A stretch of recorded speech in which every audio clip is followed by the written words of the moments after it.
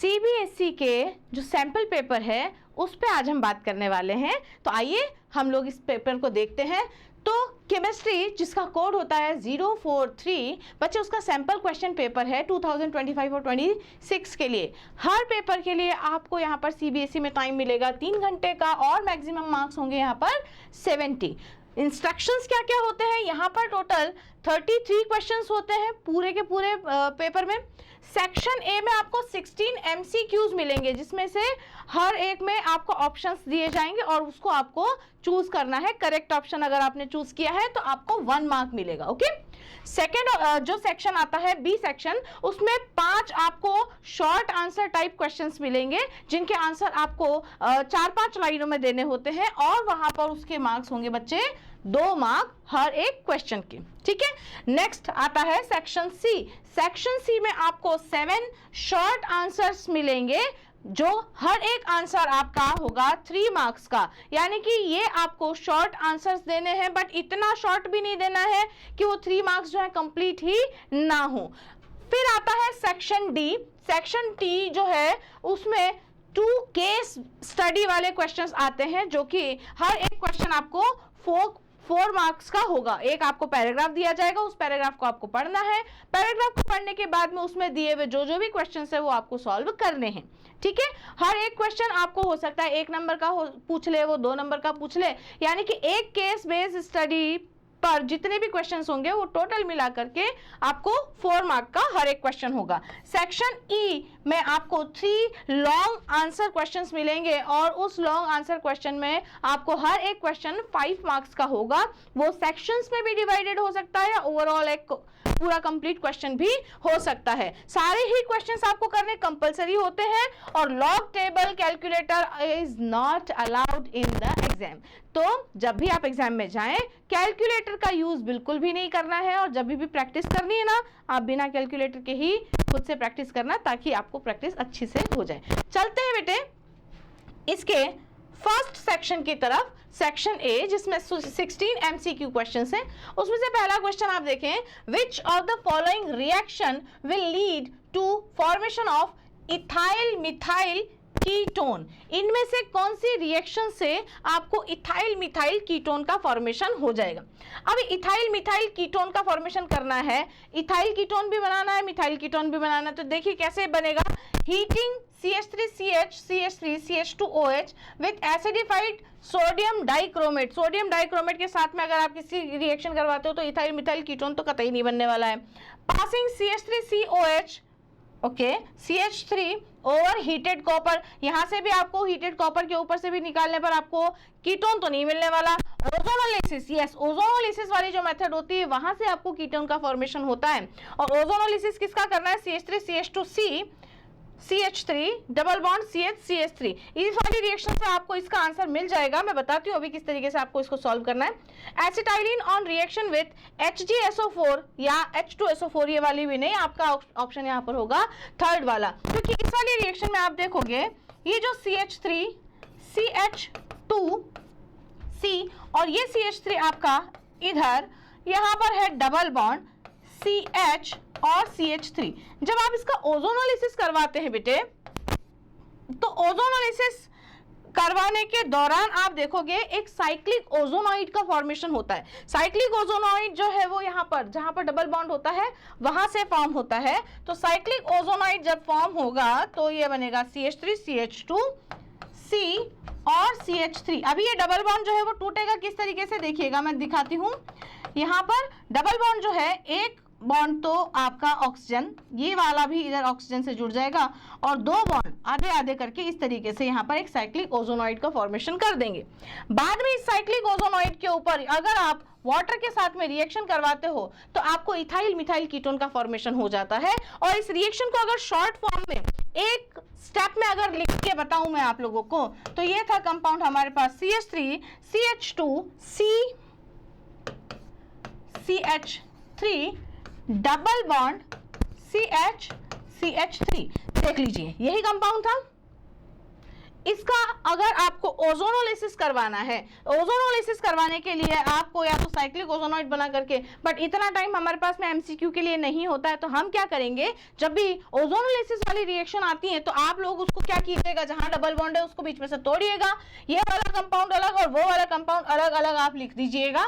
तो CH3 CH2 CH3 double bond आधा इधर रह जाएगा, प्लस आधा डबल बॉन्ड इधर है जिससे जुड़ा हुआ है CH और CH3, और यहाँ पर जुड़ जाएगा ऑक्सीजन और यहाँ पर भी जुड़ जाएगा ऑक्सीजन। तो इथाइल मिथाइल जो कीटोन है उसका फॉर्मेशन आप इस तरीके से भी कर सकते हो। तो यहाँ पर आपका ऑप्शन कौन सा होगा करेक्ट, थर्ड, ठीक है, सी। नेक्स्ट क्वेश्चन की तरफ हम लोग चलते हैं। Consider the reaction and identify B and C. Okay, B और सी आपको आइडेंटिफाई करना है। ये पहले तो आपको इसकी रिएक्शन NaOH और इथेनॉल के साथ में करवानी पड़ेगी और आप कंपाउंड ए फॉर्म करेंगे। उस ए की रिएक्शन में यानी कि H2O के साथ में एसिडिक मीडियम में अगर आप करवाएंगे तो आपको बी मिलेगा, और इसी ए की रिएक्शन आप B2H6 के साथ में करवाएंगे H2O2 की प्रेजेंस में इन बेसिक मीडियम, तो आपको सी मिलेगा। और B2H6 डाइबोरेन आपको दिख रहा होगा अल्कोहल जैसा कुछ नजर आता हुआ, तो इस वाली रिएक्शन से अल्कोहल जैसा कुछ बनेगा, तो देखो अल्कोहल हो सकता है। तो हमारे सी वाले में हम देख लेंगे पहले ही कि ब्यूटेनॉल मुझे यहाँ नजर आ रहा है, ब्यूटीन ब्यूटेनॉल, अच्छा यहाँ भी ब्यूटेनॉल, यहाँ भी ब्यूटेनॉल और यहाँ भी ब्यूटेनॉल, यहाँ पर इन्होंने हमको कर दिया है कंफ्यूज। तो अब हमें रिएक्शन करवा करके ही इसको देखना पड़ेगा। तो सबसे पहले हम लोग क्या करेंगे, ये देखिए कंपाउंड हमारा है CH3 CH2 CH2 CH2 और Cl। पहले हम बनाएंगे ए का फॉर्मेशन हम लोग सबसे पहले करेंगे। अब सोडियम हाइड्रोक्साइड और इथेनॉल की प्रेजेंस में जब भी रिएक्शन होगी तो ये वाला जो Cl है, ये वाला जो Cl है, मैं थोड़ा सा इसको इस तरीके से मॉडिफाई करके लिख देती हूँ इस कंपाउंड को कुछ इस तरीके से, ताकि आप बहुत जल्दी से और आराम से इसको सीख सकेंगे। ये हो गया CH2 और ये हो गया Cl, ठीक है। तो सोडियम हाइड्रोक्साइड और इथेनॉल की प्रेजेंस में जब आप इसकी रिएक्शन करवाते हैं तो यहाँ से एलिमिनेशन हो जाता है HCl का और फॉर्मेशन होता है आपके कंपाउंड A का, CH3 CH2 CH double bond CH2। Now this is the compound A, है ना, formed by the reaction of this with NaOH and ethanol. अब आपको इसकी रिएक्शन H2O के साथ में एसिडिक मीडियम में और डाइबोरेन के साथ में बेसिक मीडियम में करवानी है। तो मैं इसके दो पार्ट्स बना देती हूँ यहाँ पर। पहले पार्ट में आप रिएक्शन करवाएंगे, इसका करवाएंगे हाइड्रोलिसिस। अभी जब हाइड्रोलिसिस होगा तो आपको पता है हाइड्रोलिसिस में जब H2 के साथ में रिएक्शन करवाते हैं तो H प्लस आयन और OH माइनस आयन, दो आयंस आपको मिलते हैं, ठीक है। और दो आयंस क्या होगा, यहाँ पर जुड़ने वाले हैं, यहाँ पर जुड़ने वाले हैं। तो यहाँ पर सारे रूल्स आपको पता है और उन रूल्स के अकॉर्डिंग जो सेकेंडरी कार्बन है आपका वो स्टेबल कार्बन है, सो दैट यहाँ पर जुड़ जाएगा आपका OH ग्रुप और यहाँ पर जुड़ जाएगा आपका H ग्रुप। तो यहाँ पर क्या बना है, ब्यूटेन 2ऑल या 2-ब्यूटेनॉल, ब्यूटेन 2ऑल। ये देख लीजिए ब्यूटेन 2ऑल आपका बी वाला जो कंपाउंड बना है वो कौन सा बना है, ब्यूटेन 2ऑल, ठीक है। सारे रूल्स आपने लगा दिए, क्यों ये यहाँ पर जुड़ेगा, ठीक है। ये सारी बातें हम लोग बहुत अच्छी तरीके से जानते हैं। तो बी जो कंपाउंड बना है वो बना है ये वाला। अभी ए कंपाउंड क्योंकि हाइड्रोजन पेरोक्साइड है तो OH कहाँ पर जुड़ेगा, OH जुड़ेगा लेस स्टेबल कार्बोकेटाइन की तरफ। अभी लेस स्टेबल कार्बोकेटाइन कौन सा होगा, इसमें फर्स्ट वाला कार्बोकेटाइन होगा। तो इसकी रिएक्शन अगर पेरोक्साइड मीडियम में करवाई जाए, पेरोक्साइड इफेक्ट, कराश इफेक्ट याद आ रहा है कुछ कुछ, तो उनके साथ में अगर करवाई जाएगी तो अब की बार जुड़ेगा OH यहाँ पर, और उस OH से B2H6 की रिएक्शन से आपको मिलेगा प्राइमरी अल्कोहल। तो यहाँ पर H2O2 B2H6 के साथ में ये रिएक्शन करके बेसिक मीडियम में आपको देने वाला है। फर्स्ट ऑफ ऑल तो यहाँ से क्या बनेगा, CH2, ये जो कार्बन है ये डबल बॉन्ड अगर टूटेगा तो कार्बोकैटायन जो लेस स्टेबल वाला होगा वहां पर आपका OH ग्रुप जुड़ेगा और वो OH ग्रुप, H यहाँ जुड़ेगा, OH ग्रुप वहां पर जुड़ेगा और वो OH ग्रुप B2H6 के साथ में रिएक्शन करके आपको क्या देने वाला है, ब्यूटेनॉल, क्योंकि वो यहाँ पर ब्यूटेनॉल का ही फॉर्मेशन करेगा और ये सिर्फ और सिर्फ होगा पेरोक्साइड की वजह से। तो आपका सी ऑप्शन जो है ब्यूटेन 2ऑल आपका बी वाला बन जाएगा और सी वाला ब्यूटेन ऑल बन जाएगा। ये सिर्फ और सिर्फ हुआ है किसकी वजह से, इस पेरोक्साइड की वजह से। तो पेरोक्साइड इफेक्ट, खराश इफेक्ट, ये सारे इफेक्ट्स वगैरह आपको याद होने चाहिए। इनके लिए आपको सबसे ज्यादा ध्यान किस पे देना है, रिएक्शन मैकेनिज्म पे, ठीक है। नेक्स्ट चलते हैं। The counter ion in the coordination compound CONH3 whole 5 NO2 whole Cl2। तो जब भी कोई कार्बन कोऑर्डिनेशन कंपाउंड आपको दिया जाता है, तो इस कोऑर्डिनेशन कंपाउंड का जब आप आयनाइजेशन करते हैं बच्चों, तो आपको दो तरीके के कंपाउंड्स मिलते हैं। पहला आपको मिलता है ब्रैकेट के अंदर वाला, है ना, द बिग पैरेंथेसिस जो है यहाँ पर, उसके अंदर वाला ये कंपाउंड है NO2 लीजिए, और बाहर मिलेगा आपको 2Cl- और यहाँ पर आ जाएगा 2+ चार्ज। ठीक है, अब वर्नर थ्योरी के अकॉर्डिंग जो बाहर वाला आयन होता है, जो बिग पैरेंथेसिस के बाहर जो आयन होता है, इसे कहा जाता है counter ion. This is known as counter ion या काउंटर कॉम्प्लेक्स। और ये वाला जो होता है अंदर वाला, उसे आप क्या कहते हैं, मुझे जरा बताइएगा। तो यहाँ पर काउंटर आयन के बारे में पूछा है, काउंटर आयन कौन सा होगा, क्लोराइड। ठीक है, तो वो काउंटर आयन, और ये वाला आयन कौन सा है, जरा मुझे कमेंट करके बताइए।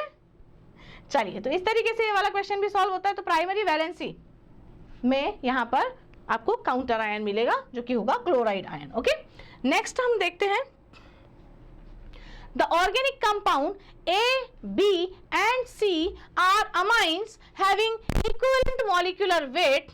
A and B on reaction with benzene sulfonyl chloride gives white precipitate. However, white precipitate obtained from compound B remains insoluble in NaOH. देखिए, व्हाइट प्रेसिपिटेट और यहाँ पर आप देखिए इक्विवेलेंट बेंजीन सल्फोनिल क्लोराइड आपको दिया हुआ है। तो थोड़ा थोड़ा आइडिया तो मेरे बच्चों आप लोगों को लग ही गया होगा कि क्वेश्चन किस पर बेस्ड है। तो एक ऑर्गेनिक कंपाउंड है बच्चों A, B और C, ये सब तीनों ही क्या है, अमाइन है। अब अमाइन कितने टाइप के होते हैं, 3 तरह के होते हैं। अमाइन होते हैं प्राइमरी अमाइन, जिसको आप 1 डिग्री अमाइन भी बोल देते हैं, प्राइमरी अमाइन होता है, सेकेंडरी अमाइन होता है और टर्शरी अमाइन होता है। तीनों में डिफरेंस क्या होता है, बहुत अच्छे तरीके से आप जानते हो। प्राइमरी अमाइन के में नाइट्रोजन के पास में 2 हाइड्रोजन होते हैं। ठीक है, सेकेंडरी अमाइन में नाइट्रोजन के पास में 1 ही हाइड्रोजन होता है, और टर्शरी अमाइन के पास में नाइट्रोजन के पास में कोई भी हाइड्रोजन नहीं होता है। ठीक है, इधर मैं ऊपर बना देती हूँ इसको थोड़ा सा। तो टर्शरी जो अमाइन है उसमें हाइड्रोजन नहीं होता है। अब बेंजीन सल्फोनिल क्लोराइड जो है, वो benzene sulphonyl chloride in amines के साथ में रिएक्ट अगर करेगा, तो देखते हैं कैसे करने वाला है ये रिएक्ट। थोड़ा थोड़ा रिएक्शन आप लोगों को भी समझ में आ गई होगी कि किस तरीके की रिएक्शन होने वाली है यहाँ पर। तो बेंजीन सल्फोनिल क्लोराइड का मैं फॉर्मूला देख लीजिए, बना रही हूँ। ये मैंने बनाया बेंजीन, ये मैंने बनाया सल्फोनिल और लगा दिया क्लोराइड। ठीक है, अब क्या होने वाला है, यहाँ पर रिएक्शन होने वाली है। रिएक्शन होने वाली है तो ये प्राइमरी अमाइन जो है यहाँ पर रिएक्ट करके HCl 2 बार देगा, यानी कि 2 मोल्स ऑफ HCl यहाँ से मिलने वाला है आपको, है ना, 2 मोल्स। यहाँ सेकेंडरी अमाइन में आप देखोगे, क्योंकि हाइड्रोजन एक ही है इस नाइट्रोजन के पास में, ठीक है, तो एक ही हाइड्रोजन इस क्लोरीन के साथ में रिएक्ट करेगा और कितने मोल HCl आपको देने वाला है, 1 मोल HCl देने वाला है। और टर्शरी अमाइन तो यहाँ पर किसी तरह की रिएक्शन नहीं करने वाला है, तो यहाँ पर आप कोई भी प्रेसिपिटेट या कोई भी HCl आपको नहीं मिलने वाला है। अब ये क्या बोल रहा है कि ये तीनों अमाइंस जो है having equivalent molecular mass, A and B on reaction with benzene sulfonyl chloride give white precipitate. However, white precipitate obtained from compound B remains insoluble in NaOH. अगर आप इन white precipitates को सॉल्युबल करते हैं NaOH के अंदर, तो ये आपको 2 मोल प्रेसिपिटेट देगा, ये आपको 1 मोल प्रेसिपिटेट देगा, और ये आपको कोई प्रेसिपिटेट नहीं देने वाला है, क्योंकि यहाँ पर तो रिएक्शन हुई नहीं है ना। जब रिएक्शन नहीं हुई है तो फिर काय का प्रेसिपिटेट। और the variation in the boiling point of A, B and C can be seen as, तो सीधी सी बात है कि A सबसे ज्यादा बॉइलिंग पॉइंट वाला होगा, B उससे कम बॉइलिंग पॉइंट वाला और C सबसे कम बॉइलिंग पॉइंट वाला। तो सबसे ज्यादा बॉइलिंग पॉइंट जो होगा वो A का होगा, देन B और फिर लास्ट में C का होगा। तो बेंजीन सल्फोनिल क्लोराइड के साथ में अमाइंस की जो रिएक्शन है, जो टेस्ट है व्हाइट प्रेसिपिटेट वाले, उनको भी आपको अच्छे से पढ़ना है। ठीक है, ये जो टेस्ट होते हैं, है ना, गैब्रियल थालिमाइड वाले, और बहुत सारे अलग अलग जो रिएक्शंस होती हैं, नेम रिएक्शंस होती हैं, अलग अलग जो टेस्ट्स होते हैं, है ना, अमाइन अल्कोहल वगैरह को आइडेंटिफाई करने वाले, इन पे आप खास ध्यान दीजिएगा। नेक्स्ट हम चलते हैं बच्चों 5th क्वेश्चन पे। वो है आपका 70 gram of solute is dissolved in 700 grams of solvent. देख लीजिए, यहां से आपको पता लग रहा होगा कि ये सॉल्यूशन चैप्टर से आया हुआ क्वेश्चन है। To prepare a solution having density 1.5 gram per ml, density दी हुई है।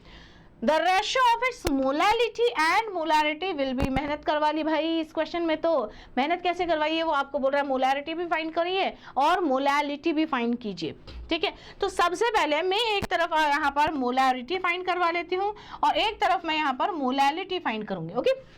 दोनों में डिफरेंस भी आपको बहुत अच्छे से समझ में आ जाएगा। यहाँ पर मोलारिटी का फॉर्मूला क्या होता है, the mass of a solute which is 70 grams upon molecular mass of solute into volume of a solution, ठीक है। वॉल्यूम ऑफ अ सॉल्यूशन की बात कर रहा है। अभी 70 grams of solvent and 70 grams of solute यहाँ पर है, तो टोटल ग्राम्स कितने हो गए, total grams of a solute, देखो सॉल्वेंट कितना है 700 ग्राम, सॉल्यूट कितना है 70 ग्राम, दोनों को मिलाएंगे तो कितना हो जाएगा, मास ऑफ अ सॉल्यूशन आएगा। तो total mass of solution is 770 grams. अभी ग्राम्स में है, इसको कन्वर्ट करना है ना आपको किलोग्राम्स में या लीटर्स में, तो आप इसको क्या करेंगे 1000 से डिवाइड करके कंप्लीट कर देंगे लीटर्स में या किलोग्राम्स में, ठीक है। क्योंकि डेंसिटी है तो वॉल्यूम हमेशा हम लीटर्स में ही मानते हैं, और डेंसिटी जो होती है वो क्या होती है, मास अपॉन वॉल्यूम, और वॉल्यूम फाइंड करना है तो मास अपॉन डेंसिटी। तो मास तो ये रहा अपॉन डेंसिटी विच इज 1.5, ये आपकी आ जाएगी मोलारिटी। अभी मोलालिटी की बात करते हैं, इसको आप अगर सॉल्व करेंगे तो मोलारिटी फाइंड कीजिएगा, बट आप इसको सॉल्व मत कीजिए, इसको एज इट इज ही रहने दीजिए। अब मोलारिटी पे हमने बात कर ली, मोलालिटी की बात करते हैं जिसको आप स्मॉल m से डिनोट करते हैं बच्चों। और मोलालिटी क्या होती है, मोलालिटी का फॉर्मूला आता है the given mass of a solute upon molecular mass of a solute which, जो कि बन जाता है आपका मोल्स ऑफ अ सॉल्यूट, है ना। Moles of a solute present in 1 kilogram of a solvent, यही डिफरेंस होता है ना। मोलारिटी मतलब क्या होता है, moles of a solute present in 1 litre of a solution, और मोलालिटी मतलब क्या होता है, moles of a solute present in 1 kilogram of a solvent, दोनों में डिफरेंस है। तो यहाँ पर मास किसका लिया जाएगा, सॉल्वेंट का, विच इज 700 ग्राम्स। 700 ग्राम्स में है तो we have to convert it into kilograms by dividing 1000। अभी इन दोनों में रिलेशन बताना है या रेशो बताना है, तो इनके रेशो में आप देख लीजिए, जो जो आमने सामने है मैं उसको कैंसल आउट कर देती हूँ। 70 से 70 गया, mm से mm गया, यानी कि मोल से मोल तो कैंसिल हो गया।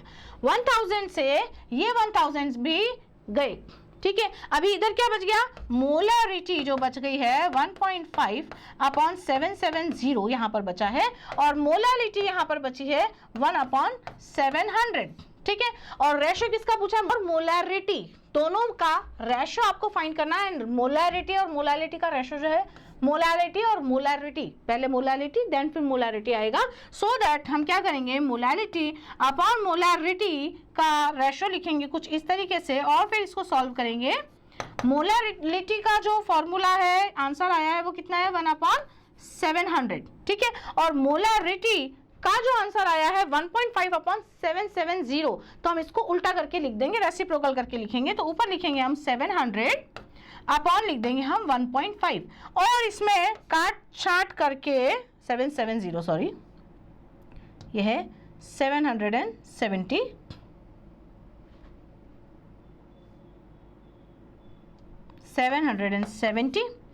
पॉइंट भी था, इस पॉइंट को हटाएंगे, एक जीरो और लगा देते हैं, तो 2 जीरो से 2 जीरो में काट देती हूँ, इस 7 से ये 77 भी काट देती हूँ, 1 1 आ जाएगा। और जब आप इसको सॉल्व करेंगे तो आएगा 1 1 अपॉन 15, है ना, 11 अपॉन 15। और जब आप इसको और ज़्यादा सॉल्व करोगे तो आपको लगाना पड़ेगा 0.7 समथिंग इसका आंसर आने वाला है, और 7 वाला यहाँ पर 2 ऑप्शन आपको नजर आ रहे हैं, तो आपको एक और डिजिट तक इसको सॉल्व करना पड़ेगा। तो 0.7 करने के बाद में आप इसको देखेंगे लगभग 0.73 के आसपास इसका आंसर आने वाला है, तो which is the third option, ठीक है। ये सॉल्व करके देखना पड़ेगा, बहुत सिंपल कैलकुलेशन है। तो 0.73 इज द आंसर। मोलालिटी भी पूछ ली, मोलारिटी भी पूछ ली, कंसेप्ट्स भी क्लियर करवा लिए, और कैलकुलेशन भी उसने करवा ली है। तो कैलकुलेटर का यूज नहीं करना है, थोड़ा सा ध्यान रखना, घर पे प्रैक्टिस करना। तो इस क्वेश्चन में आप देखो कि ए वाले ऑप्शन में आपको एक अल्कोहल दिया हुआ है, सेकेंडरी अल्कोहल है, जो HCl के साथ में रिएक्ट करके इस OH को इस Cl ने यहाँ पर क्या कर दिया है, एलिमिनेट कर दिया है ना। और OH के ऊपर भी नेगेटिव चार्ज तो ये न्यूक्लियोफाइल हुआ, Cl के ऊपर भी नेगेटिव चार्ज है तो भी ये न्यूक्लियोफाइल हुआ, यानी कि ये न्यूक्लियोफिलिक सब्स्टिट्यूशन रिएक्शन है ना। और न्यूक्लियोफिलिक सब्स्टिट्यूशन के यहाँ पर दो ऑप्शंस दे रखे हैं, SN1 और SN2। तो आपको SN1 रिएक्शन के बारे में और SN2 रिएक्शन के बारे में, दोनों के ही बारे में बहुत अच्छे से डिटेल में पता होना चाहिए कि कब कौन सा प्रोडक्ट बनने वाला है SN1 के थ्रू और कब कौन सा प्रोडक्ट बनने वाला है SN2 के थ्रू। तो हम देख रहे हैं कि OH ग्रुप और Cl ग्रुप आपस में एक दूसरे को क्या कर रहे हैं, सब्स्टिट्यूट कर रहे हैं ना। Cl ने इस OH को सब्स्टिट्यूट किया है, न्यूक्लियोफिलिक सब्स्टिट्यूशन हुई, यानी कि इन दोनों में से कोई एक यहाँ पर इसका आंसर हो सकता है।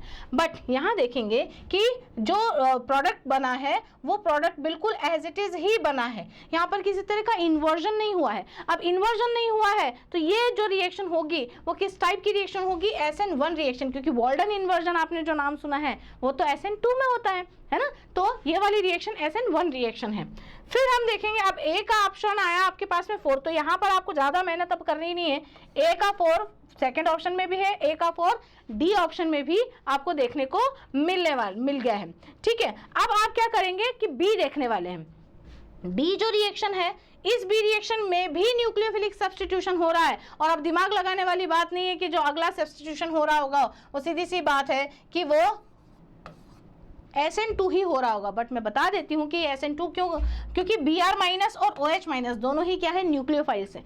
इस OH ने इस Br को सब्स्टिट्यूट किया है, बट ये OH उस साइड नहीं जुड़ा है जिस साइड से Br हटाई, इसने बैकवर्ड अटैक किया है। और बैकवर्ड रिएक्शन जब होती है तो SN2 रिएक्शन होती है जो कि एक ही स्टेप में होती है, और वॉल्डन इन्वर्जन यानी कि जो प्रोडक्ट बना है वो जस्ट इन्वर्ट बना है जो रिएक्टेंट था उसका। तो इन दो बातों से आपको पता लग जाएगा कि ये कौन सी रिएक्शन है, SN2 रिएक्शन। तो बी का आंसर कौन हो गया, 3। तो बी वाले ऑप्शन में तो बी का आंसर है 2, तो ये नहीं हो सकता, और बी का आंसर है 3। तो यहाँ पर आपको और ज्यादा सॉल्व करने की जरूरत नहीं पड़ेगी, कि और ऑप्शन देख करके आप इस तरीके से जल्दी से टिक करके अपने नंबर जल्दी जल्दी प्राप्त कर सकते हैं, ताकि आप जब लॉन्ग क्वेश्चन और बाकी के जो सेक्शंस हैं उन पे ज्यादा फोकस कर पाओ। बाकी मैं यहाँ पर बता देती हूँ कि सी जो रिएक्शन है इसमें OH की प्रेजेंस में इस अल्कोहल, इस हेलो एल्केन का यहाँ पर रिएक्शन हो रहा है, और जो रिएक्शन के बाद में प्रोडक्ट बन रहा है वो बन रहा है डबल बॉन्ड, यानी कि यहाँ से Br और ये H यहाँ से हट रहे हैं। तो यहाँ से ये क्या हो रहा है, हटने को क्या कहते हैं, एलिमिनेशन कहते हैं। तो ये कौन सी रिएक्शन हो गई,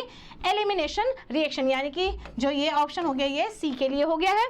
और यहाँ पर आप देखो डबल बॉन्ड के ऊपर एडिशन हो रहा है, एक तरफ H जुड़ रहा है एक तरफ I जुड़ रहा है, तो ये एडिशन रिएक्शन का यानी कि ये D ऑप्शन का आंसर है। ठीक है, एडिशन हो रहा है तो एडिशन रिएक्शन, निकल रहा है कुछ तो एलिमिनेशन रिएक्शन। SN1 और SN2 में, SN1 में प्रोडक्ट एज इट इज, और SN2 में प्रोडक्ट वॉल्डन इन्वर्जन के थ्रू इन्वर्ट प्रोडक्ट बनेगा। बस यही डिफरेंस होता है। चलते हैं नेक्स्ट क्वेश्चन पर। In orthocresol the OH group is attached to the carbon that is, hybridization दे रखा है कार्बन का, और ऑर्थोक्रिसॉल की बात कर रहे हैं। अब आपको यहाँ पर थोड़ा सा ध्यान देना पड़ेगा जो आपके कॉमन नेम्स होते हैं उन पर, क्योंकि ऑर्थोक्रिसॉल कैसे ही पता लगेगा। ऑर्थोक्रिसॉल में बता देती हूँ क्या होता है। ऑर्थोक्रिसॉल का जो फॉर्मूला होता है बच्चों वो होता है ये, बेंजीन बनेगा। बेंजीन में आपको पता है ऑल्टरनेट डबल बॉन्ड प्रेजेंट होते हैं, और यहाँ पर CH3 और ऑर्थो पोजीशन पर यहाँ पर होता है अल्कोहल। ठीक है, तो ये एक ऑर्थोक्रिसॉल। अगर ये OH ग्रुप यहाँ मेटा पोजीशन पे होता तो मेटाक्रिसॉल, OH ग्रुप अगर पैरा पोजीशन पर प्रेजेंट होता तो इसे आप कहते हैं पैराक्रिसॉल। तो कॉमन नेम पे भी थोड़ा सा ध्यान देना है। ऑर्थोक्रिसॉल में आपको ये पूछा है कि OH ग्रुप जिस कार्बन से जुड़ा हुआ है, OH ग्रुप जिस कार्बन से जुड़ा हुआ है उस कार्बन का हाइब्रिडाइजेशन पूछ रहा है। तो भैया बेंजीन में हर एक कार्बन जो है वो sp2 हाइब्रिडाइज्ड होता है, चाहे OH वाला कार्बन हो चाहे बिना OH वाला कार्बन हो, sp2 हाइब्रिडाइज्ड यहाँ पर ये कार्बन रहेगा।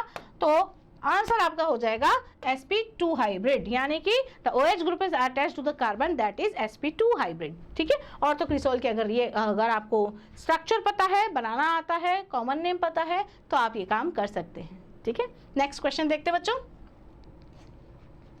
Now which of the following is laboratory in nature. Laboratory compounds आपको दिया हुआ alpha D glucose, beta D glucose, beta D fructose and sucrose. यहाँ पर आपको 4 ऑप्शन है, बट उसके पहले आपको ये पता होना चाहिए कि लेवोरोटेटरी क्या होता है, डेक्स्ट्रोरोटेटरी क्या होता है। लेवोरोटेटरी और डेक्स्ट्रोरोटेटरी वो कंपाउंड्स होते हैं जो प्लेन पोलराइज्ड लाइट को क्लॉकवाइज और एंटी क्लॉकवाइज डायरेक्शन में शिफ्ट कर देते हैं। अगर प्लेन पोलराइज्ड लाइट को क्लॉकवाइज डायरेक्शन में शिफ्ट किया गया है, देन द कंपाउंड और a molecule will be dextrorotatory, dextrorotatory.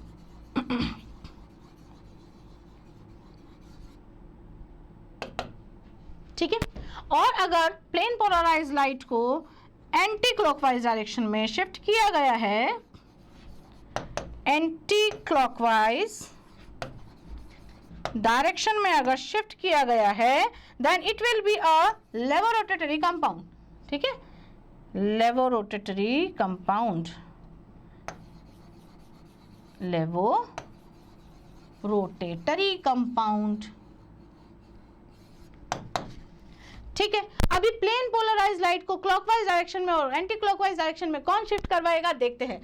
Option है हमारे पास में alpha D glucose, beta D glucose, beta D fructose और सुक्रोज। तो यहाँ पर बीटा डी फ्रक्टोज जो है ना, वो ऐसा काम करता है कि प्लेन पोलराइज्ड लाइट को एंटी क्लॉकवाइज डायरेक्शन में वो शिफ्ट करवा देता है, इसीलिए इसको लेवुलोज भी कहा जाता है ना, लेवुलोज। इसका एक और नाम होता है बीटा डी फ्रक्टोज का, लेवुलोज, लेव्यू, अरे भाई लेव मतलब एंटी क्लॉकवाइज डायरेक्शन में शिफ्ट करवाने वाली, लेव्युलोज, लोज मतलब शुगर। ऐसी शुगर जो प्लेन पोलराइज्ड लाइट को एंटी क्लॉकवाइज डायरेक्शन में शिफ्ट कर रही है, वो कहलाती है लेवुलोज। तो बीटा डी फ्रक्टोज का अगर आपको ये नाम पता है तो आप इस क्वेश्चन को बिना किसी एफर्ट के आराम से सही कर सकते हैं। ठीक है, नेक्स्ट हम जाते हैं 9th क्वेश्चन की तरफ। The name inner transition metals is often used to refer to the, अब इनर ट्रांजिशन एलिमेंट्स, तो सबसे पहले ट्रांजिशन मेटल्स के बारे में पता होना चाहिए। ट्रांजिशन मेटल्स कौन होते हैं? ट्रांजिशन मेटल्स हमारे होते हैं डी ब्लॉक के एलिमेंट्स। ठीक है, ट्रांजिशन मेटल्स का मतलब होता है डी ब्लॉक के एलिमेंट्स की यहाँ पर बात हो रही है जनरली, है ना। हालांकि ग्रुप 12 के जो एलिमेंट्स होते हैं they are not transition elements, but transition metals जो होती हैं वो डी ब्लॉक की मेटल्स होती हैं। अब ये बोल रहा है इनर ट्रांजिशन मेटल्स, यानी कि ऐसे एलिमेंट्स या ऐसी मेटल्स जो ट्रांजिशन मेटल्स के अंदर प्रेजेंट होती है। तो डी ब्लॉक के बीच में कौन प्रेजेंट होता है? एफ ब्लॉक प्रेजेंट होता है ना। तो inner transition metals, inner transition metals जो होती हैं वो कौन सी होती हैं? एफ ब्लॉक की मेटल्स होती हैं। और एफ ब्लॉक जो है is divided into lanthanoids and actinoids. ठीक है, तो यहाँ पर lanthanoids, actinoids, both lanthanoids and actinoids are the answer, है ना। दोनों लैंथेनाइड्स भी और एक्टिनाइड्स भी दोनों ही कहाँ प्रेजेंट होते हैं? Between the D block. ठीक है, तो इसको कहेंगे इनर ट्रांजिशन एलिमेंट्स। और वैसे भी मैं बता देती हूँ कि डी ब्लॉक के जो एलिमेंट्स होते हैं उनका आउटर मोस्ट जो लास्ट जो इलेक्ट्रॉन है वो कहाँ फिल किया जाता है? n-1 डी सब शेल में फिल किया जाता है। जबकि जो एफ ब्लॉक के एलिमेंट्स हैं उनके इलेक्ट्रॉन्स को इनके भी अंदर यानी कि n-2 शेल में फिल किया जाता है और n-2 एफ सब शेल में इनको फिल किया जाता है। तो बाहर वाली शेल ये हो गई, इसके अंदर वाली शेल ये हो गई। इसके भी बाहर होती है एक वैलेंस शेल। ठीक है, तो इनके भी नाम होते हैं वैलेंस शेल, अल्टीमेट शेल कहलाती है, ये पेनल्टीमेट शेल, और ये इनर पेनल्टीमेट शेल भी इसको, या प्री पेनल्टीमेट शेल भी इसको कहा जाता है। तो इनको अगर ट्रांजिशन एलिमेंट्स कहा जाएगा तो ये इनर ट्रांजिशन मेटल्स कहलाएंगे। ठीक है, नेक्स्ट क्वेश्चन देखते हैं बच्चों। नेक्स्ट क्वेश्चन है लैम्डा एम नॉट, यानी कि लैम्डा एम नॉट, बताइए कौन से क्वेश्चन, कौन से चैप्टर का क्वेश्चन है? जल्दी से कमेंट कीजिएगा कि कौन से चैप्टर का क्वेश्चन है। ठीक है, चलिए। इनफाइनाइट डाइल्यूशन पर या जीरो कंसंट्रेशन पर molar conductivity of CH3COOH can be calculated if the values of the following are given. इनमें से किन के वैल्यूज की हेल्प से आप CH3COOH की वैल्यू फाइंड कर सकते हैं? अब देखिए CH3COOH की molar conductivity eight infinite dilution आप फाइंड कर सकते हो? नहीं कर सकते हो, क्योंकि ये एक वीक इलेक्ट्रोलाइट है। इसके लिए आपको किसकी ज़रूरत पड़ेगी? स्ट्रॉन्ग इलेक्ट्रोलाइट्स की ज़रूरत पड़ेगी। तो कॉलर-राउश लॉ के अकॉर्डिंग इसको आपको सॉल्व करना है, और कॉलर-राउश लॉ वीक इलेक्ट्रोलाइट्स पर काम करता है। पहले हम क्या कर लेते हैं, मैं अपनी ट्रिक से आपको बताती हूँ कि इसको किस तरीके से सॉल्व करना। इसको सॉल्व करने के लिए सबसे पहले तो आप CH3COOH लिखिएगा, और इसको आप डिसोसिएट कीजिएगा। जब आप इसको डिसोसिएट करेंगे तो CH3COO एक तो एसीटेट आयन आपको मिलेगा, और आपको मिलेगा H+ आयन। अब आपको ये जितने भी ऑप्शंस दिए हुए हैं उसमें से ये आयन और ये आयन किस किस में से मिल रहा है वो आपको देखना है।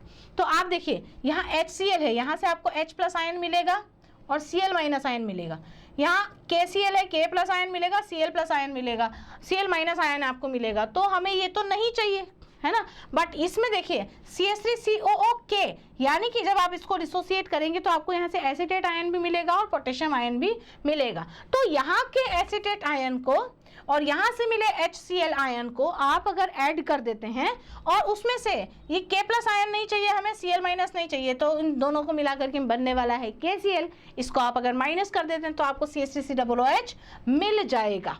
ठीक है, देन फिर आप देखिए, हमें सिर्फ एक ऑप्शन को देखने के बाद में हड़बड़ी में गड़बड़ी तो बिल्कुल भी नहीं करनी है। अगर आपने टिक कर दिया ऑप्शन A ओनली, यानी कि ओनली 1, तो हो सकता है कि आपका आंसर गलत हो जाए, क्योंकि हो सकता है बाकी के जो ऑप्शंस दिए हुए हैं उसमें से भी ये बन रहा हो। तभी तो इस तरीके के इधर 1 और 2, इधर 1 और 3, इधर 2 और 3, इस तरीके के ऑप्शंस दिए हुए हैं। हर एक ऑप्शन को आपको पैनी नज़र से देखना है, गलती नहीं होनी चाहिए, सिली मिस्टेक्स नहीं करनी। अब आप यहाँ पर देखिए Na+ आयन Cl- मिल रहा है, यहाँ पे KCl मिल रहा है, K पोटेशियम प्लस आयन मिल रहा है, और क्लोराइड आयन मिल रहा है, यहाँ से एसीटेट आयन मिल रहा है। क्या इसमें से किसी में भी आपको H+ आयन मिला? एसीटेट तो मिल गया बट H+ नहीं मिला ना, तो ये वाली हमारे काम की नहीं है। तीसरी देखते हैं, H2SO4 से आपको H+ मिलने वाला है और सल्फेट मिलने वाला है। Na2SO4 से आपको सोडियम और सल्फेट दोनों आयन मिलने वाले हैं, और यहाँ CH3COON है, सोडियम एसीटेट से आपको एसीटेट और सोडियम दोनों मिलेंगे। तो आप क्या करेंगे, एसीटेट आयन के लिए इसको लेंगे, H+ आयन के लिए इसको लेंगे, इन दोनों को जोड़ देंगे और उन दोनों में से इसको माइनस कर देंगे, तो आपको यहाँ से भी CH3COOH मिल सकता है। तो either 1 और 3 will be the answer and it is in a third option। तो अभी आप गलत कर देते हैं ना इसको देख करके only 1, क्योंकि सामने वाला चाहता ही नहीं कि आप फुल मार्क्स लेके आओ, है ना। इस तरीके से आप धीरे धीरे सॉल्व करके आराम से समझ के करेंगे, पूरा पढ़ के तो कभी भी गलती नहीं होगी, हड़बड़ी में गड़बड़ी नहीं करनी है। ओके, नेक्स्ट क्वेश्चन देखते हैं। Which of the following will give a yellow orange PPT with 2,4-dinitrophenylhydrazine? DNP का फुल नेम क्या है? डाइनाइट्रोफेनिलहाइड्रेजिन। ठीक है, अभी डाइनाइट्रोफेनिलहाइड्रेजिन में बना के बताती हूँ आपको क्या होता है। फेनिल ग्रुप बनाऊंगी मैं पहले, तो इसमें हाइड्रोजीन लगाऊंगी, हाइड्रोजीन ये होता है बच्चों, ठीक है, N डबल बॉन्ड N। अभी हाइड्रोजीन अगर मैं बनाऊंगी तो यहाँ पर लगेगा एक H, यहाँ पर कोई H नहीं होगा, NH2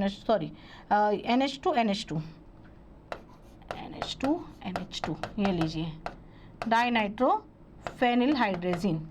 अभी फेनिल हाइड्रोजीन तो मैंने बना दिया, डाइनाइट्रो नहीं लगाया, और 2 और 4 ये हो गई सेकेंड, थर्ड एंड फोर्थ। 2 और 4 पे लगाना है तो नाइट्रो ग्रुप भी लगा देती हूँ, ये लीजिए, ये बन गया आपका 2,4-डाइनाइट्रोफेनिलहाइड्रेजिन, DNP। अब ये बोल रहा है which of the following will give a yellow orange precipitate with two four dinitrophenylhydrazine. अभी 2,4-डाइनाइट्रोफेनिलहाइड्रेजिन के साथ में येलो ऑरेंज PPT जो है केवल और केवल कार्बोनिल कंपाउंड्स देते हैं, ठीक है, क्योंकि DNP जो है कार्बोनिल कंपाउंड्स को आइडेंटिफाई करने के लिए यूज किया जाता है। एंड कार्बोनिल कंपाउंड्स जिनमें ऐसा वाला बॉन्ड होता है, देखिएगा क्यों, डबल बॉन्ड कार्बन अब ये may be ketone, they may be aldehyde, कुछ भी ये हो सकते हैं, है ना। तो डबल बॉन्ड O वाला जो है वो इसके हाइड्रोजन के साथ में निकल जाएगा और यहाँ पर से येलो ऑरेंज PPT फॉर्मेशन करेगा। ये दो H2 और ये ऑक्सीजन आपस में मिलके H2O का रिमूवल करेंगे और डबल बॉन्ड के साथ में एक कार्बन यहाँ पर जुड़ जाएगा और इस तरह के जो कंपाउंड्स होंगे कार्बोनिल कंपाउंड्स ही ऑरेंज येलो PPT यहाँ से दे सकते हैं। तो प्रोपेन L एल्डिहाइड है, प्रोपेनॉन कीटोन है और प्रोपेनोइक एसिड, तो कार्बोनिल कंपाउंड में ये वाला ग्रुप होना बहुत ज़रूरी है। कौन सा वाला? कार्बन के साथ में ये डबल बॉन्डेड ऑक्सीजन होना बहुत ज़रूरी है। तो यहाँ पर से प्रोपेनल, प्रोपेनॉन और प्रोपेनोइक एसिड, इसमें से फर्स्ट और सेकंड, प्रोपेनल एल्डिहाइड और प्रोपेनॉन कीटोन, एल्डिहाइड और कीटोन यहाँ से DNP टेस्ट देंगे। ठीक है, कार्बोक्सिलिक एसिड नहीं देगा या प्रोपेनोइक एसिड नहीं देगा, क्योंकि प्रोपेनोइक एसिड में कार्बन डबल बॉन्ड O तो होता है बट यहाँ पर एक OH भी होता है, इसलिए ये वाला टेस्ट नहीं देगा। DNP टेस्ट सिर्फ और सिर्फ एल्डिहाइड और कीटोन ही देंगे। ठीक है, नेक्स्ट क्वेश्चन हम लोग चलते हैं। Identify the secondary benzylic halide and primary alkyl halide from the following. ठीक है, इसका आंसर आपको तब मिल पाएगा जब आप कॉमन नेम बहुत अच्छी तरीके से पढ़ेंगे। कॉमन नेम की अगर प्रैक्टिस, जो चैप्टर शुरू होता है, चैप्टर शुरू होने के टाइम पे जो इंट्रोडक्शन जब दिया जाता है चैप्टर का नाम वगैरह, नोमेनक्लेचर वगैरह के दौरान जो आपको दिए जाते हैं कंपाउंड्स की, इस कंपाउंड को क्या कहते हैं, इस कंपाउंड को क्या कहते हैं, वो अगर आपने स्किप कर दिए ना बच्चों, तो इस टाइप के क्वेश्चंस का आंसर आप नहीं दे पाओगे। ठीक है, तो वो चीज़ें आपको मिस नहीं करनी है, उनको भी अच्छे से रिवाइज करना है, पूरा पढ़ना है, तभी आप इस टाइप के क्वेश्चंस का आंसर दे पाओगे। अब इस टाइप के क्वेश्चन का आंसर देने के लिए आप देखो कि यहाँ पर क्या क्या दिया हुआ, आइडेंटिफाई, देखो ऑप्शंस दिए हुए आपको, A का 1 and 3, B का 4 and 2, अच्छा 2 and 4 या 4, ओके, सेकेंडरी के लिए इस तरीके से दिया हुआ है, और C के लिए 3 and 4, B के लिए 1 and 2, D के लिए 1 and 2, इस तरीके से आंसर दिए हुए। अब सेकेंडरी बेंजाइलिक हैलाइड और प्राइमरी अल्किल हैलाइड, देखो बेंजिल ग्रुप जो होता है, बेंजीन रिंग जो होती है, अगर बेंजीन के कार्बन की वैलेंसी खाली है तो आप इसको कहेंगे फेनिल ग्रुप। इससे जुड़े एक कार्बन की वैलेंसी अगर खाली है तो आप कहेंगे बेंजिल ग्रुप। अभी बोल रहा है secondary benzylic halide, secondary benzylic halide यानी कि इस ग्रुप से जुड़े हुए सेकेंडरी बेंजाइलिक हैलाइड, यानी कि सेकेंडरी बेंजाइलिक हैलाइड तो मुझे एक ही नज़र आ रहा है, ये भी मुझे सेकेंडरी बेंजाइलिक नहीं नज़र आ रहा है, ये भी नहीं नज़र आ रहा है, ये तो प्राइमरी नज़र आ रहा है, और ये सेकेंडरी बेंजाइलिक हैलाइड नज़र आ रहा है, क्योंकि ये यहाँ पर 2 कार्बनों से जुड़ा हुआ है, इसलिए ये 2 डिग्री कार्बन है। तो सेकेंडरी बेंजाइलिक हैलाइड ग्रुप जो है वो मुझे यहाँ पर 4th में नज़र आ रहा है। तो सेकेंडरी बेंजाइलिक हैलाइड वाला जो ऑप्शन है वो है 4th। और primary alkyl halide, primary alkyl halide जो है उसमें आपका जो हेलोजन ग्रुप है वो प्राइमरी कार्बन पे होना चाहिए, जबकि ये वाला सेकेंडरी कार्बन है, ये वाला भी सेकेंडरी कार्बन है जिससे क्लोरीन जुड़ा हुआ है। यहाँ पर आप देखेंगे ये वाला भी सेकेंडरी कार्बन है, बट यहाँ इस क्लोरीन को देखिए ये 1 डिग्री कार्बन पे जुड़ा हुआ है, इसलिए this is a primary alkyl halide. तो सेकेंड जो है आपका इसका आंसर हो जाएगा। तो 4 and 2 आपका बी ऑप्शन है, इसीलिए 4 पहले दिया हुआ है और 2 जो है वो बाद में दिया हुआ है। तो this is an example of secondary benzylic halide and this one is for primary alkyl halide. ठीक है, नेक्स्ट क्वेश्चन देखते हैं। Secondary aliphatic amines react with nitrous acid to form aliphatic diazonium salt which being unstable liberate nitrogen gas quantitatively. देखिए assertion reason वाले questions हैं। अभी assertion को भी मतलब आपको अगर इस टाइप के क्वेश्चन सॉल्व करने हैं तो आप इन क्वेश्चंस को बहुत तसल्ली से पढ़िएगा। हर एक स्टेटमेंट को आप अलग अलग स्टेटमेंट की तरह पढ़िए। ठीक है, अलग अलग स्टेटमेंट की तरह अगर आप पढ़ेंगे तो आप पता लगा पाएंगे कि कौन सही है और कौन गलत है। ठीक है, पहला तो आपको यहीं से पता लग जाएगा आंसर क्या होने वाला है, और अगर दोनों ही सही है तो फिर रीज़न को इस असर्शन के साथ में मैच करके देखिए कि वाकई में इस असर्शन का रीज़न है या नहीं। ठीक है, तो इस क्वेश्चन को देखते हैं हम लोग कैसे सॉल्व करने वाले हैं। तो primary secondary aliphatic amines react with nitrous acid to form aliphatic diazonium salt, यानी कि ये बोल रहा है सेकेंडरी एलिफेटिक अमाइंस यानी कि जो NH है उसमें इधर और इधर दोनों तरफ एल्किल ग्रुप जुड़ेगा, सेकेंडरी एलिफेटिक अमाइन बनेगा, रिएक्ट विथ नाइट्रस एसिड, है ना, HNO3 के साथ में, है ना, HNO2 के साथ में ये रिएक्ट करेंगे to form aliphatic diazonium salt, ठीक है, which being unstable liberate nitrogen gas quantitatively. क्या ऐसा होगा, ये देखने वाली बात है, क्या ये सही है? तो ये बिल्कुल भी सही नहीं है बेटा, क्योंकि सेकेंडरी एलिफेटिक अमाइंस जो है वो तो नाइट्रोजन गैस नहीं देने वाले हैं। इसकी जगह पे अगर प्राइमरी होता तो ये देते, ठीक है, यानी कि आपका जो असर्शन है ना ये है फॉल्स, ठीक। तो यहाँ पर अब आपको ज़्यादा दिमाग लगाने की ज़रूरत ही नहीं है, ए फॉल्स है तो R ट्रू ही होगा, क्योंकि both A and R are true, both A and R are true, A is true और A फॉल्स वाला केवल एक ही ऑप्शन है आपके पास में, D option A is false. तो भगवान से दुआ कीजिए कि असर्शन जो है आपको फॉल्स मिल जाए, ताकि ये रीज़न पे आपको ध्यान ही नहीं लगाना पड़े। अब nitrogen gas evolved on reaction with nitrous acid can be used for the estimation of proteins and amino acid। बिल्कुल सही बात है, नाइट्रोजन का यूज़ जो है हम एस्टिमेशन ऑफ प्रोटीन्स और अमाइनो एसिड्स के लिए करते हैं, तो रीज़न इज़ करेक्ट, तो R is true and A is false. इस तरीके से इन क्वेश्चंस को आप सॉल्व कीजिएगा। पहले असर्शन देखना है करेक्ट है या नहीं, फिर रीज़न देखना है करेक्ट है या नहीं। अगर दोनों में से एक भी इनकरेक्ट है ना, तो इन दोनों में से कोई एक आंसर होने वाला है, पर अगर दोनों ही सही हैं तो फिर इन दोनों में से एक आंसर होने वाला है। आपको देखना है कि रीज़न असर्शन को करेक्टली एक्सप्लेन कर पा रहा है या नहीं। ओके, नेक्स्ट क्वेश्चन देखेंगे। नेक्स्ट क्वेश्चन है, care should always be taken to ensure that solutions that flow in the blood stream are the same osmotic pressure as that of the blood। बिल्कुल सही बात है, अगर आपने डिफरेंट ऑस्मोटिक प्रेशर वाला अगर ब्लड चढ़ा दिया है किसी को, तो फिर क्या होगा, जो ऑलरेडी प्रेजेंट है ना, क्योंकि ऑस्मोसिस क्या करता है ना, ऑस्मोसिस जो है सेल्स को शेप में रखने का काम करता है। अगर ऑस्मोसिस में गड़बड़ हुई तो फिर एक्सोस्मोसिस या एंडोस्मोसिस हो सकता है। एक्सोस्मोसिस हुआ तो आरबीसीज जो है वो श्रिंक हो जाएंगी, है ना, और एंडोस्मोसिस अगर हो गया है तो आरबीसीज जो है वो फट जाएंगी। तो osmotic pressure should be same, यहाँ पर होना चाहिए। बिल्कुल करेक्ट है, assertion is correct. Sodium ion and potassium ion are responsible for maintaining proper osmotic pressure balance inside and outside of the cells of organism। किसी भी सेल के किसी भी ऑर्गेनिज्म की सेल के अंदर सोडियम पोटेशियम पंप आपने सुना होगा।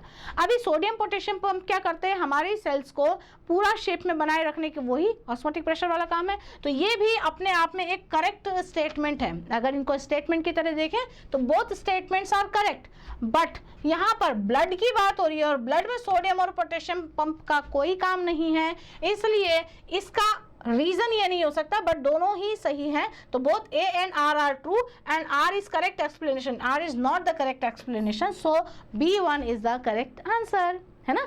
दोनों ही अपने आप में अलग अलग देखा जाए तो स्टेटमेंट करेक्ट है, बट इसके बिहाफ पे इसको अगर देखेंगे तो ये गलत स्टेटमेंट है। ये रीजन इसको करेक्टली एक्सप्लेन नहीं कर रहा है, वहाँ सिर्फ ऑस्मोटिक प्रेशर ही आपको, ऑस्मोटिक प्रेशर जो है pi is equal to ICRT, केवल इसके बिहाफ पे इसको आप जो है एक्सप्लेन कर सकते हो, सोडियम पोटेशियम पंप के बिहाफ पे नहीं। ओके, नेक्स्ट क्वेश्चन देखते हैं। Now starch forms colloidal solution with water. बिल्कुल सही बात है, आप किसी भी स्टार्च को वाटर में आप डिजॉल्व अगर करते हैं तो आप देखेंगे कोलॉइडल सॉल्यूशन, क्योंकि स्टार्च कंप्लीटली सॉल्युबल नहीं होता है, तो it is a correct statement. ठीक है, अगर स्टेटमेंट वाइज देखेंगे तो सेकेंड स्टेटमेंट देखते हैं। Starch contain 80 to 85% of amylopectin which is insoluble in water, which is a correct statement. दोनों ही स्टेटमेंट्स करेक्ट हैं। और देखिए जो स्टार्च बनता है, दो तरह की स्ट्रक्चर होती है, एमाइलोज एंड एमाइलोपेक्टिन। अमाइलोज और अमाइलोपेक्टिन में से 20 to 25% या 15 से 20% स्ट्रक्चर ऑफ स्टार्च जो है वो अमाइलोज से बना हुआ होता है which is completely soluble in water, है ना, सॉल्युबल इन वाटर, 100% सॉल्युबल। और अमाइलोपेक्टिन जो होता है वो स्टार्च के स्ट्रक्चर का 80 to 85% पोर्शन फॉर्मेशन करता है, और अमाइलोपेक्टिन जो है वो स्पैरिंगली सॉल्युबल होता है। और क्योंकि ये अमाउंट ज़्यादा है, 80 to 85% अमाउंट बहुत ज़्यादा होता है, तो दैट इज़ वाई स्टार्च जो है वो कंप्लीटली सॉल्युबल नहीं होता है, कॉलॉइडल सॉल्यूशन का फॉर्मेशन करता है। So both the statements are correct and the reason is the correct explanation of assertion. तो इस टाइप से आप पता लगा पाएंगे कि आंसर आपका क्या है। Both A and R are true and R is the correct explanation of A. हाँ, एक चीज़ और मैं यहाँ पर आप लोगों को बताना चाहती हूँ कि आप अगर सोचते हैं कि फर्स्ट ऑप्शन हमेशा करेक्ट एक्सप्लेनेशन ऑफ ए वाला ही होगा, ऐसा नहीं है। आपको पूरा पढ़ना है। ये नॉट अगर ऊपर आ गया ना, केवल यहाँ पे और यहाँ पे, इस नॉट का ही डिफरेंस है। ये नॉट अगर यहाँ ऊपर लिखा हुआ मिल गया और आपने जल्दबाजी में ए ऑप्शन करेक्ट कर दिया तो गलत हो जाएगा। आपको पूरा स्टेटमेंट देखना है, क्योंकि ये शफल भी हो सकते हैं। ज़रूरी नहीं है कि हमेशा ऊपर करेक्ट एक्सप्लेनेशन वाला ही ऑप्शन होगा और बाद में नॉट करेक्ट एक्सप्लेनेशन वाला होगा। ध्यान से, हड़बड़ी में गड़बड़ी नहीं करना है। नेक्स्ट है असर्शन और रीजन। अब देखिए आपने क्या करना है, पहला काम दोनों को स्टेटमेंट वाइज देखना है, करेक्ट है या नहीं है, और अगर दोनों करेक्ट है तो फिर रीजन को देखना है असर्शन के साथ में मैच करता है या नहीं। तो 16th जो है क्वेश्चन आपका है, secondary cells are used in inverters.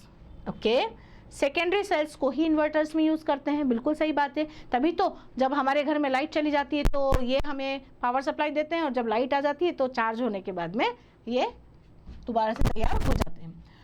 Reason जो है, primary cell can be recharged. Primary cell तो यूज एंड थ्रो होते हैं, रिचार्ज नहीं हो सकते हैं। तो A is true and R is incorrect. तो A is true and R is false. बच्चों, ये था सेक्शन ए।